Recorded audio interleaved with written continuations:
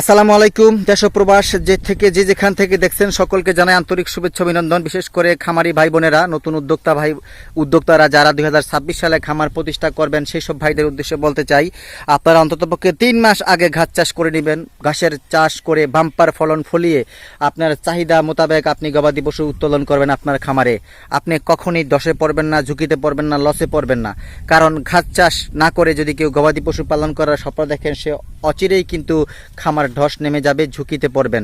আমি বলতে চাই, কাঁচা ঘাসের যোগানগুলো নিশ্চিত করবেন। সেই ক্ষেত্রে অনেকে বীজ বপন করেন, সুধান, হাইব্রিড, সেই বীজগুলো কিন্তু সব মাত্র 3 বার কাটার পরে আর থাকে না। আপনি যদি এই যে আমরা যে ঘাসটা দেখাচ্ছি, এটা হচ্ছে ইন্দোনেশিয়ান স্মার্ট নেপিয়ার ঘাস। আমি প্রায় 3টি বছর হয়ে গেছে ঘাসা চাষ করতেছি। যতবার কাটতেছি ততবারই ঘাসটা কিন্তু বাম্পার ফলন পাচ্ছি।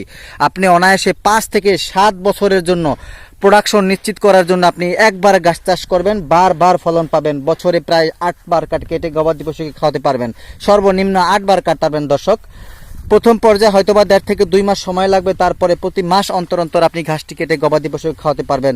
গরু, মহিষ, ছাগল, ভেড়া, ঘাড়ল, গাভী, ষাঁড় প্রত্যেকটা গবাদি পশুর জন্য সবচাইতে পোটেনশিয়াল ঘাস, সবচাইতে বেশি পাতাযুক্ত ঘাস ইন্দোনেশিয়ান স্মার্ট নেপিয়ার ঘাস। একটা ছোপায় সর্বাধিক পরিমাণ কাঁচা ঘাস পাওয়া যায়। এই ঘাসটা সারা বিশ্ব জুড়ে আলোড়ন সৃষ্টি করেছে। আপনারা যারা মনে করেন অনেক উঁচু ঘাস, যেমন 12 ফিট 14 ফিট ঘাসেই আপনার প্রোডাকশন নিশ্চিত করবে, সেটা না দর্শক। সবচাইতে বেশি পাতাযুক্ত ঘাস হচ্ছে ইন্দোনেশিয়ান স্মার্ট নেপিয়ার ঘাস। আমি হলফ করে বলতে পারি, অন্যান্য ঘাসের তুলনায় এই ঘাসটা কোনো ক্রমেই পিছিয়ে নেই, বরঞ্চ প্রোটিন পার্সেন্টেজ দিয়ে এই ঘাসটা অনেকটা এগিয়ে আছে। 22 থেকে 25% প্রোটিন রয়েছে। আপনারা গুগল করে দেখতে পারেন।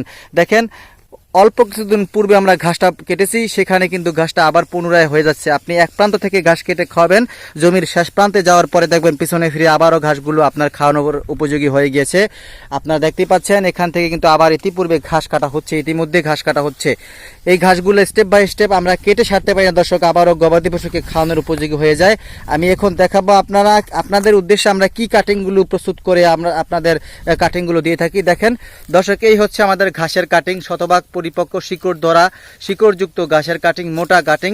এই কাটিংগুলো যদি আপনি একবার রোপণ করতে পারবেন, অনায়াসে 5 থেকে 7 বছর প্রোডাকশন পাবেন। সেই ক্ষেত্রে আপনাকে উঁচু জমি নির্বাচন করতে হবে। ড্রেজিংয়ে বালি ভরাট করা বালিতেও কিন্তু এই ঘাসটা হয়, বেলে, এঁটেল, দোআঁশ প্রত্যেকটা জমিতে এই ঘাসটা বাম্পার ফলন নিশ্চিত করা যায়। দর্শক, আমি আবারও বলছি, যারা 2026 সালে খামার করতে চান, তারা অন্ততপক্ষে 2.5 থেকে 3 মাস আগেই ঘাসের যোগান নিশ্চিত করবেন। তারপর আপনি গবাদি পশু আপনার চাহিদা মোতাবেক উত্তোলন করবেন। আপনি কোনো ক্রমেই লসে পড়বেন না, ধসে পড়বেন না। এটাই হচ্ছে আমার কথা দর্শক। আমরা কৃষি উদ্যোক্তা ভাইরা, আমরা নিজেরাও ঘাস চাষ করে হাই ফলন নিশ্চিত করে আপনাদের মাঝে সত্যিকারের প্রতিবেদন নিয়ে হাজির হয়ে থাকি এবং বিভিন্ন আপডেট তথ্য দিয়ে থাকি। যারা খামারি ভাইরা যাতে লসে না পড়েন, সেই জন্য আপনাকে ঘাস চাষ করে নিতে হবে। হাইব্রিড জাতের ঘাস চাষ, ইন্দোনেশিয়ান স্মার্ট নেপিয়ার রয়েছে, যারা 1 হাইব্রিড রয়েছে, তাইওয়ান রয়েছে, আমেরিকান গুয়াতামালা রয়েছে। যে কোনো ঘাসের কাটিংয়ের জন্য আমার স্ক্রিনে দেওয়া নাম্বারে যোগাযোগ করবেন। বাংলাদেশের সর্বস্তরে কুরিয়ারের মাধ্যমে কাটিংগুলো প্রেরণ করে থাকি। সকলকে ধন্যবাদ।